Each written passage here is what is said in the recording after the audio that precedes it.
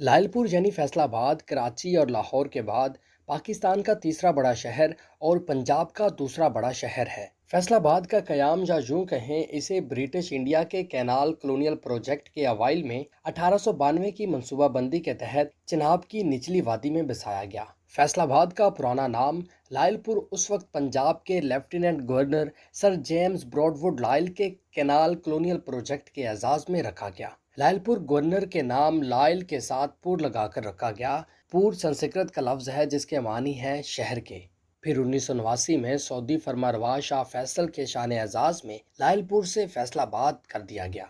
कहा जाता है कि मौजूदा फैसलाबाद जब अपने इर्तिका में था तो यहाँ आबाद होने वाले कबीलों में अक्सर जंगली थे। इसके अलावा कदीम जंग और सांदलबार के बासियों ने इसे बसाया, जिनकी हदूद शादरा से शोरकोट और सांगला से टोबा टेक सिंह के माबैन थी।